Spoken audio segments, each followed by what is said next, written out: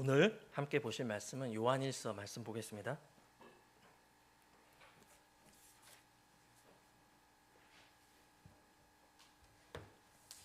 요한일서 1장 5절에서 10절까지 말씀입니다. 우리 다 같이 합독할까요? 찾으셨으면 다 같이 함께 읽겠습니다. 시작. 그런즉 우리가 그분으로부터 들은 그 소식은 이것이요 또 너희에게 밝히 드러내노니 곧 하나님은 빛이시요 그분 안에는 어둠이 전혀 없으시다는 것이라. 만일 우리가 그분과 교제한다고 말하면서 어둠 안에서 걸으면 우리가 거짓말을 하고 진리를 행하지 않는 것이니라. 그러나 만일 그분께서 빛 가운데 계신 것 같이 우리가 빛 안에서 걸으면 우리가 서로 교제하고 그분의 아들 예수 그리스도의 피가 모든 죄에서 우리를 정결하게 하느니라. 만일 우리에게 죄가 없다고 하면 우리는 우리 스스로를 속이며 또 진리가 우리 안에 없는 것이니라. 만일 우리가 우리의 죄들을 자백하면 그분께서는 신실하시고 의로우사 우리의 죄들을 용서하시느니며 또한 모든 불의에서 우리를 정결하게 하시느니라. 만일 우리가 죄를 짓지 아니하였다고 말하면 우리가 그분을 거짓말쟁이로 만드는 것이며 또한 그분의 말씀이 우리 안에 없는 것이니라. 아멘. 자, 오늘은 우리가 같이 합독한 이 말씀을 중심으로 신자의 참된 교제는 무엇인가라는 주제로 함께 묵상을 나누도록 하겠습니다. 자, 우리는 교제라는 말을 쓰기를 좋아하죠. 교제라는 말이 주는 어감이 굉장히 좋습니다. 따뜻하고 다정다감하고요. 그리고 우리만 교제하는 것이 아니라 세상에는 많은 교제 모임이 존재합니다. 학술단체부터 시작해서 대학교 동아리, 그리고 온라인 카페 모임부터 시작해서 오프라인 여러 모임들이 있죠. 그리고 여러 종교 활동 모임들도 다양하게 많습니다.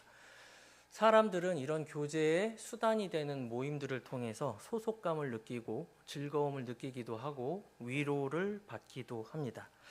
하지만 오늘 우리가 읽은 본문 말씀을 기준으로 이 모임들을 본다면 성경적인 교제의 모임은 아닐 것입니다. 성경이 정의하고 있는 교제는 오늘 우리가 읽은 본문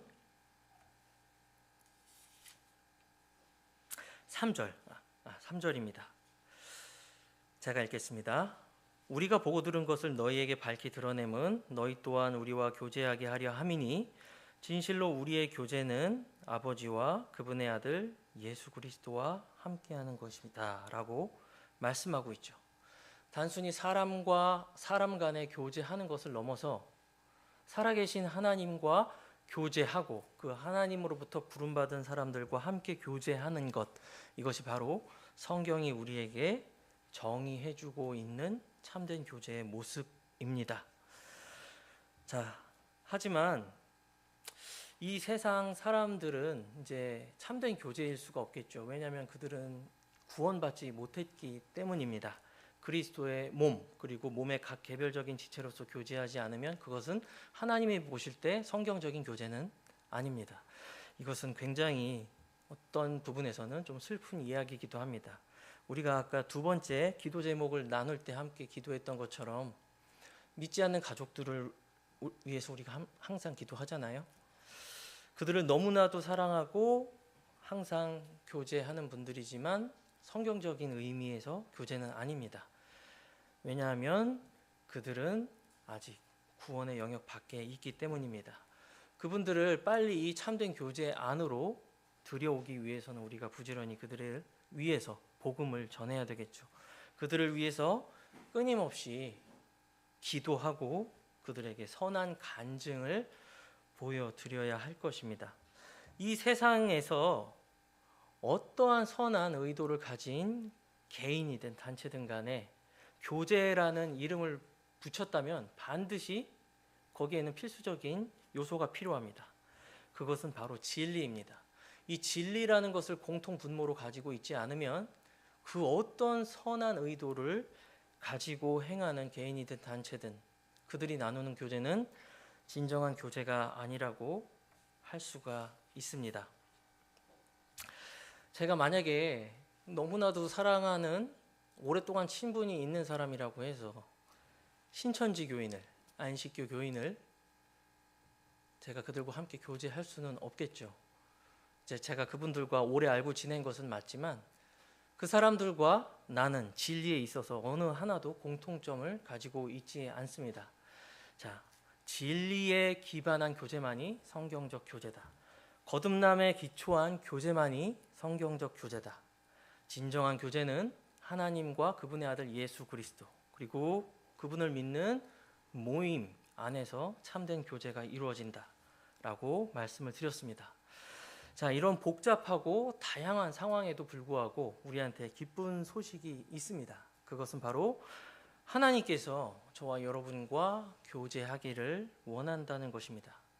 한낱 작은 피조물에 불과하고 죄인에 불과한 나 같은 사람을 불러서 하나님께서 교제하기를 원한다는 것입니다. 이것을 가장 잘 보여주는 것이 요한계시록 3장 20절이라고 생각합니다. 제가 읽어드리겠습니다. 보라, 내가 문 앞에 서서 두드리노니 누구든지 내 음성을 듣고 문을 열면 내가 그에게로 들어가 그와 함께 만찬을 먹고 그는 나와 함께 먹으리라고 말씀하고 있습니다. 자, 이렇게 하나님께서는 우리가 자원하는 마음으로 그분을 향해 마음을 열고 죄악들로부터 돌이킨다면 친히 우리와 함께 하셔서 모든 것들을 공유하겠다고 말씀하고 있습니다. 제가 여기서 읽어드렸던 이 약속을 받았던 라오디게아 교회는 그렇게 좋은 교회는 아닙니다. 칭찬받는 교회가 아니고 오히려 책망을 받았던 교회였죠. 신앙에 있어서 죄에 대한 미적지근한 태도를 가지고 있었습니다. 뜨겁지도 않고 차갑지도 않아서 주님께로부터 이 둘 중에 하나가 되지 않으면 내가 너희를 토해내버리겠다고 책망받았던 교회였죠. 라오디게아 교회 성도들은 3장 17절에서 이렇게 얘기합니다. 나는 부유하고 재산을 불렸으며 아무것도 부족한 것이 없다라고 말합니다. 실제적으로 이 라오디게아 교회는 굉장히 부유했습니다. 고고학적으로도 그랬어요. 이 교회 성도들은 굉장히 부유했습니다. 부유한 만큼 바쁘고 분주하게 살았겠죠. 또 취미와 여가 생활도 동시에 자기가 원하는 만큼 즐기면서 보냈을 것입니다. 하지만 교회를 안 나갈 수는 없으니까, 세상에만 있을 수 없으니까 자기 양심을 달래기 위해서 의무적으로 교회에 출석합니다. 죄에 대한 태도는 미적지근합니다. 이러한 라오디게아 성도들은 주님께 책망을 들었습니다. 네가 비참한 것과 가련한 것과 가난한 것과 눈먼 것과 벌거벗었다라는 책망을 주님으로부터 듣게 되죠. 역사적으로 라오디게아 교회는 실제로 1세기에 소아시아에 존재했던 교회입니다. 그리고 실제 역사적으로 사도 요한에게 편지를 받았습니다. 그리고 영적인 측면에서 바라보자면 이 라오디게아 교회는 20세기 동안 계속 존재했던, 어디서나 존재했던 영적으로 미적지근한 교회를 뜻하기도 합니다. 이제 마지막 세 번째는 예언적인 의미에서 적용해 볼 때 라오디게아 교회는 주 예수님이 재림하시기 전에 마지막 교회입니다. 실제적으로 주님께서 소아시아의 7교회에게 편지를 보내실 때 첫 번째 편지를 받았던 교회가 에베소 교회입니다. 그리고 마지막 교회가 라오디게아 교회입니다. 예수님께서 재림하시기 직전에 영적 상태를 보여주는 교회가, 바로 대표적인 교회가 라오디게아 교회입니다. 지금 여러분 미디어를 통해서 이 큰 교회들을 한번 보세요. 뭐라고 말하죠? 나는 부유하고 재산을 불렸으며 아무것도 부족한 것이 없다. 로마 가톨릭부터 시작해서 대형 제도권 교단들을 보시길 바랍니다. 뭐 입으로 선언하듯 그렇게 얘기하진 않지만 그들은 부유함 가운데 자기 교세에 늘리기에 여념이 없죠. 그리고 믿음에 있어서, 죄에 있어서 미적지근한 신앙 태도를 가지고 있는 모습을 보게 됩니다. 우리는 예언적으로 지금 라오디게아 교회를 살아가고 있습니다. 그렇기 때문에 우리가 오늘 본문에서 얻을 교훈은 더 중요하다고 말씀드릴 수가 있습니다. 자, 이 모든 것에도 불구하고 우리 주님께서는 요한계시록 3장 20절에서 약속을 하고 계시죠. 무슨 약속입니까? 우리가 마음의 문을 열면 주님께서 들어오셔서 너희와 함께 모든 것을 함께 하겠다. 너희와 교제하겠다라고 말씀하고 있는 것입니다. 주님은 우리와 교제하길 원하십니다. 자, 방금 전에도 말씀드렸지만 우리는 마지막 시대 교회를 살아가고 있습니다. 우리도 충분히 미적지근한 신앙을 가질 수 있습니다. 우리는 우리 자신을 항상 정직하게 되돌아봐야 합니다. 내가 수요 예배를 나오고 주일 경배를 드리고 내가 주님을 섬기는 모든 일들에 있어서 타성적으로 마음의 냉랭함으로 하지 않는지, 하나님을 사랑함으로 영이 뜨거움 가운데 내가 맡은 직무를 잘 섬기고 있는지 한번 살펴볼 필요가 있다는 것이죠. 우리가 그런 것들을 살펴보는 일에 게으르다면 우리는 주님께서 책망하셨던 라오디게아 교회처럼 차지도 않고 뜨겁지도 않은 미적지근한 성도들이 충분히 될 수 있다는 것입니다. 이 앞에 강단에서 말씀을 전하는 저나 듣는 여러분이나 똑같은 매 한 가지로 그렇게 빠질 위험이 있다는 것입니다. 그래서 하나님께서는 참된 교제 안에 머무르도록 하기 위해서 우리한테 이런 기록된 말씀을 통해 교훈을 주고 있는 것이죠. 우리가 하나님과 교제한다라고 말할 때 구분해야 될 굉장히 중요한 요소 두 가지가 있습니다. 그것은 첫 번째는 하나님의 관계이고 두 번째는 하나님과의 교제입니다. 우리는 구원받았지만 여전히 내재된 부패함이 있는 이 연약한 몸 안에서 싫든 좋든 크든 작든 죄를 지으면서 살아가고 있습니다. 하지만 그 죄들로 인해 하나님의 관계가 끊어지지 않습니다. 아멘이시죠? 그런데 그 죄들이 하나님과의 교제를 단절시킬 수는 있습니다. 우리 주변에 예를 들어 한 가지 말씀드리고 싶어요. 주변에 이제 가끔 TV를 보면은 부모와 자녀 간의 사이가 좋지 않아서 오랫동안 보지 않고 사는 그런 집들이 있다는 걸로 있는 그런 모습을 보게 되거든요. 아무리 꼴 보기 싫어서 자식을 오랫동안 상종하지 않고 살았다고 해도 그 사람이 내 자녀라는 것은 생물학적으로나 행정적으로 부인할 수가 없습니다. 그렇죠? 그런데 20, 30년 동안씩 상종하지 않고 지냈던 그 자녀, 여전히 아버지와 자식의 관계입니다. 하지만 그 관계가 참된 교제 안에 머무르고 있습니까? 그렇지 않죠. 그 관계는 오히려 서로에게 고통만 가중시킬 뿐입니다. 자, 우리의 신앙생활을 한번 돌아보았으면 좋겠습니다. 우리가 뜨겁지도 않고 차지도 않은 미적지근한 신앙 안에 있을 때 우리 마음 가운데 평안이 있습니까?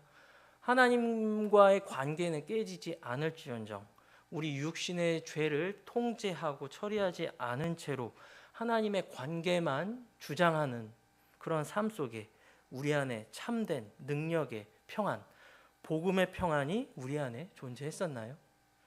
그렇지 않죠. 여전히 우리는 거듭났지만 하나님의 자녀이지만 우리의 죄로 인해 하나님과의 교제는 서먹해지고 단절될 수 있다라고 말씀하고 있습니다. 자, 그럼에도 불구하고 하나님께서는 이런 성도들의 어려움도 아시는 정말로 친절하고 따뜻한 온정이 많으신 분이십니다. 오늘 요한일서 1장 5절에서 10절을 기록하신 이유는 사도 요한을 통해서 이러한 평안하지 못한 상황 가운데 하나님께 영광이 되지 못하는 성도들이 하나님과 기쁨과 참된 교제를 회복할 수 있도록 하기 위해서 이것을 기록해 주셨습니다. 이것은 믿음이 좋은 어떤 소수의 지체들을 위한 약속이 아닙니다. 믿음이 강하든 약하든 열매가 많든 적든 거듭났다면 모든 그리스도인들이 일상적으로 경험할 수 있고 마땅히 그래야만 하는 일반적인 경험으로서 우리에게 약속하고 있다는 것입니다. 자, 서론이 길었는데요.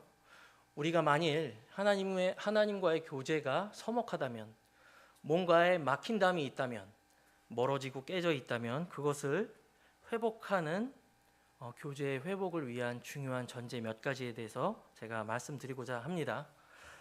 첫 번째는 두 종류의 회개가 존재한다는 것입니다. 자, 제가 이렇게 말씀드리면 아니 회개면 회개지 무슨 회개 두 가지 종류가 존재하냐라고 물어보실 분이 있을지도 모르겠습니다. 하지만 우리가 성경을 좀 정직한 마음으로 읽어보면은 분명히 회개에는 두 가지 종류의 회개가 존재한다는 것을 우리가 발견하게 됩니다. 첫 번째는 생명에 이르는 회개입니다. 사도행전 11장 18절에 나옵니다. 이 회개는 구원과 거듭남을 가져오는 일생일대 단 한 번 일어나는 유일한 사건으로서의 회개입니다. 사도행전 11장에서 가이사랴의 이방인 백부장 고넬료가 구원받았다는 소식이 유대 제자들에게 들렸습니다. 그러니까 이 유대 제자들이 11장 18절에서 이렇게 고백합니다. 하나님께서는 이방인들에게도 생명에 이르는 회개를 주셨도다 라고 말합니다. 자, 여러분이 두 번, 세 번 구원받지 않는 이상 한 번 구원받으면 하나님께서 은혜로 그 구원을 영원히 유지시켜 준다는 성경의 증언을 믿는다면 여러분은 이 생명에 이르는 회개는 일생에 단 한 번만 있는 회개라는 것을 부인할 수 없을 것입니다. 구주 예수 그리스도를 나의 구원자로 믿고 영접할 때 동시에 발생하는 이 회개는 내 삶에서 다시 반복하지 않습니다. 여러분은 성경의 권고대로 이 회개에 대한 기초, 이 믿음의 원리를 다시 놓는 일은 없어야 됩니다. 그러나 제가 방금 전에 말씀드렸던 것처럼 여러분이 이 생명에 이르는 회개를 통해 구원을 받았다고 해도 여전히 여러분은 연약한 몸 안에서 살아가고 있습니다. 내가 통제하지 못하는 나의 성정과 나쁜 습관들이 있을 것입니다. 고침받고 정결해져야 될 나의 성품들이 있을 것입니다. 지금 우리가 아들의 장성한 분량으로 성장하기 직전까지 우리는 그것을 허용하는 것은 아니지만 필연적으로 작고 큰 죄들을 지을 수 있다는 것입니다.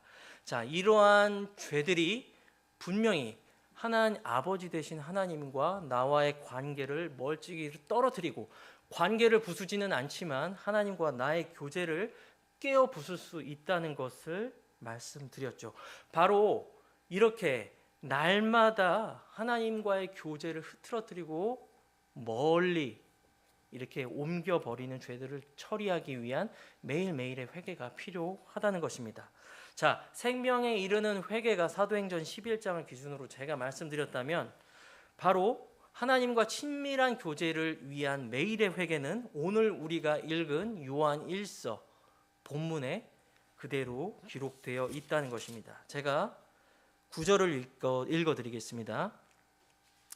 만일 우리가 우리의 죄들을 자백하면 그분께서는 신실하시고 의로우사 우리의 죄들을 용서하시며 또한 모든 불의에서 우리를 정결하게 하시느니라고 말씀하고 있습니다.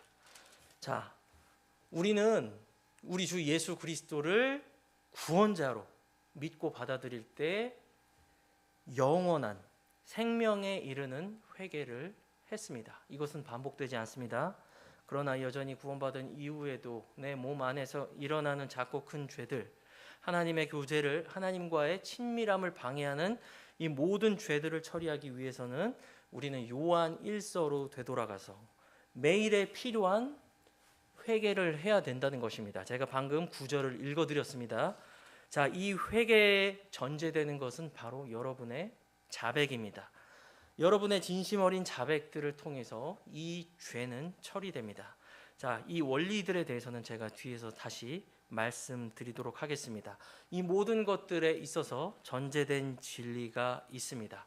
그것은 내가 하나님 앞에 받아들여지고 용서받고 깨어진 교제가 회복되는 데 있어서 율법은 아무런 역할을 하지 못한다는 것입니다. 왜 갑자기 이 본문에서 형제님은 율법에 대해서 논하십니까? 라고 물어보신다면 저는 요한일서 1장 7절을 말씀드리고 싶습니다. 제가 읽어드리겠습니다. 그러나 만일 그분께서 빛 가운데 계신 것 같이 우리가 빛 안에서 걸으면 우리가 서로 교제하고 그분의 아들 예수 그리스도의 피가 모든 죄에서 우리를 정결하게 하느니라고 말씀하고 있습니다. 자, 많은 그리스도인들이 이 구절을 읽고 오해하고 어려움과 혼돈에 빠집니다. 왜냐하면 내가 빛 가운데서 걸어야지만이 하나님과의 교제가 있고 예수 그리스도의 피가 모든 불의로부터 나를 정결케 해준다고 믿게 보이는 그런 구절이기 때문이죠. 하지만 제가 이전에도 여러 번 강조해 드렸다시피 우리가 성경을 읽을 때는 한 구절만 읽으면 안 됩니다. 바로 이전 문맥과 문단과 더 넓게는 성경책 전부를 조사하고 살펴서 한 구절을 해석해야 되는 것입니다. 사실 제가 지금 읽어드린 요한일서 1장 7절은 멀리 가지 않습니다. 바로 이전 구절인 6절만 읽어보아도 7절을 이해할 수 있습니다. 6절을 읽어드리겠습니다. 만일 우리가 그분과 교제한다고 말하면서 어둠 안에서 걸으면 우리가 거짓말을 하고 진리를 행하지 않는 것이다 라고 말하고 있는 것이죠. 자, 구원과 용서의 조건이 아니라 빛 가운데 걷는 것은 구원의 결과라는 것입니다. 그렇죠? 2장 3절을 볼까요? 제가 읽어드리겠습니다. 또 우리가 그분의 명령들을 지키면 이로써 우리가 그분을 아는 줄 우리가 아느니라. 자, 우리가 하나님을 알고 그분으로부터 났기 때문에 내가 하나님의 말씀을 듣고 그 말씀들을 지키는 것이지, 내가 하나님의 말씀들을 행함으로 빛 가운데 걸음으로써 내가 정결해지거나 그리고 예수님의 피가 나를 모든 더러움으로부터 깨끗게 해준다는 것은 성경 전체 어디서도 지지하지 않는 사실입니다. 자, 이것은 예수 그리스도의 피가 여러분이 구원받을 때뿐만 아니라 구원받은 이후에도 여전히 여러분이 예수 그리스도 앞에 나아가서 진실로 자신의 죄를 자백할 때 여러분을 정결케 해주는 근거가 되는 것입니다. 자, 이 선결 조건은 믿음입니다. 그리고 지금 이 시간 예수님께서 하늘 성소에서 사역하시는 영원하신 대제사장으로서 사역하시는 그 사역의 직분과도 연결되어 있는 것입니다. 자, 여러분은 매일매일의 회개를 통해 주님 앞에 믿음으로 나아가서 자백함으로 용서를 받습니다. 히브리서 7장 25절은 이렇게 말씀합니다. 제가 읽어드리겠습니다.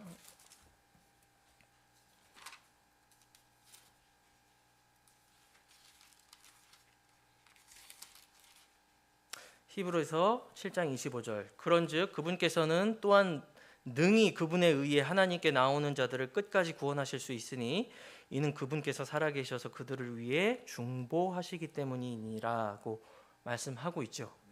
자, 우리가 매일의 죄를 반복적으로 이렇게 계속 자백하며 우리의 죄를 처리하고 하나님과 친밀한 관계를 유지해 나갈 수 있는 근거는 우리가 하나님의 영원토록 하늘에서 대제사장 직분을 수행하고 계시는 주 예수 그리스도로 말미암아 가능하다라고 말씀드릴 수가 있습니다. 이것은 헬라어와 영어를 굳이 찾아보지 않아도 됩니다. 헬라어를 찾아보면은 여기에서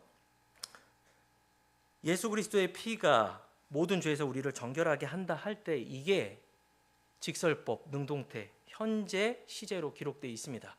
자, 우리가 우리를 정결하게 하는 예수님의 피는 과거에도 정결하게 했고 지금도 정결하게 하고 앞으로도 정결하게 할 것이라는 의미를 가지고 있습니다. 그것은 영어 현재형도 마찬가지고 우리 한국어 현재형도 마찬가지입니다. 지구는 둥글다. 그건 현재형이죠. 근데 지구는 둥글었다. 그것은 진리는 아닙니다. 그렇죠? 사전적 진리들은 모두 현재형으로 기록이 됩니다. 예수 그리스도의 피, 우리를 정결하게 하는 이 예수 그리스도의 피의 능력은 과거, 현재, 미래 모두에게 유효합니다. 그래서 히브리서 10장을 보면 우리의 구원이 단번에 영원히 완전히 이루어졌다는 것을 선포하고 있죠.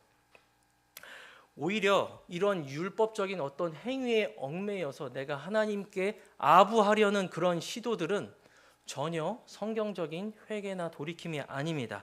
오히려 성경은 신자들을 영적으로 성장하게 하는 것이 하나님의 은혜라고 역설적으로 표현하고 있습니다. 베드로후서 3장 18절에서 사도 베드로는 이렇게 선언합니다. 오직 은혜 안에서 자라고 우리의 주시며 구주이신 예수 그리스도를 아는 지식에서 자라가라고 말씀하고 있습니다. 너희들은 법규 안에서 자라가라고 말씀하지 않으셨습니다. 너희들은 계명들 안에서 자라가라고 말씀하지 않으셨습니다. 너희들은 오직 다른 수단이 아니라 오직 은혜 안에서 자라라고 말씀하셨습니다. 사도 베드로는 다른 곳에서 베드로전서 2장 2절에서 새로 태어난 아기들로서 말씀의 순수한 젖을 사모하라고 말씀하고 있습니다. 왜냐하면 너희가 그것으로 말미암아 성장하게 하려 함이다라고 말씀하고 있죠. 자, 그렇기 때문에 우리가 일반적인 타 종교에서 하는 것처럼 108배를 해서 내가 경배하는 신에게 아첨에서 호의를 얻어내려는 그 어떤 시도도 성경에서 말하는 회개와 거리가 멀다는 것입니다. 오로지 여러분의 믿음을 기초로 과거나 현재나 앞으로 영원까지 여러분을 위해 유효한 예수 그리스도의 피만이 여러분을 매일의 죄들에서 건져내고 하나님과 친밀한 관계를 유지하게 해준다는 것입니다. 자, 그렇다면은 본격적으로 어떻게 하면은 우리는 하나님과 친밀한 관계를 유지할 수 있을까요? 첫 번째는 우리의 죄를 인정해야 된다는 것입니다. 8절과 10절을 요약해서 제가 말씀드리면, 만일 우리에게 죄가 없다고 하면 우리 자신은 스스로를 속이는 것이고 또 진리가 그 사람 안에 없다고 사도 요한은 말하고 있는 것입니다. 우리가 만약에 죄가 없다고 말한다, 그것은 거짓말이라는 것입니다. 그리고 심지어 그렇게 말하면은 궁극적으로 하나님까지 거짓말쟁이로 만드는 것이라고 사도 요한은 말하고 있습니다. 우리가 이 말씀을 이해하기 위해서는 성경적, 당시 역사적 배경을 조금 알 필요가 있습니다. 그 당시 가장 유행했던 1세기 후반에 가장 유행했던 이단이 무엇이냐라고 하면 영지주의라고 할 수 있을 것입니다. 영지주의가 주장하는 것은 간단합니다. 육신은 본질적으로 악하다. 그렇기 때문에 죄를 지을 수밖에 없다. 하지만 나의 영혼은, 나의 참된 자아는 신과 합의를 이루었기 때문에 육체의 죄는 나의 영혼에 어떤 영향도 줄 수 없다. 자, 이 가르침은 요약하자면 이겁니다. 내가 육신으로 아무리 죄를 지어도 나의 영혼에, 나의 참 자아에 어떤 도덕률적 하락도 부여하지 않는다. 이런 뜻이죠. 왜냐? 죄를 짓는 것은 내 참 자아가 아닙니다. 영혼이 아닙니다. 내 육신일 뿐입니다. 자, 이러한 가르침은 당시 그리스 세계 전반에 굉장히 넓게 퍼져 있었습니다. 이러한 가르침은 도덕률 폐기론적인 어떤 결과물을 낳았는데 이런 것들이 교회에도 굉장히 심하게 영향을 끼쳤습니다. 사도 요한은 이런 부분에 대해서 분명히 인지하고 있었던 것 같습니다. 그래서 만일 우리에게 죄가 없다고 우리에게 말하면 우리를 스스로 속이고 진리가 우리 안에 없다고 말하고 있죠. 사실 제가 지금 영지주의에 대해서 말씀드렸지만 제가 방금 말씀드린 이러한 사상들은 시대마다 이름만 바꿔서 오늘날까지 계속 이어져 오고 있습니다. 그래서 우리가 이런 것들을 좀 분별할 필요가 있겠죠. 자, 우리는 우리의 죄를 인정해야만 합니다. 그리고 우리가 죄를 지을 수밖에 없는 존재라는 걸 인정해야 됩니다. 그러나 이 말이 여러분이 죄를 지어도 된다는 얘기는 아닙니다.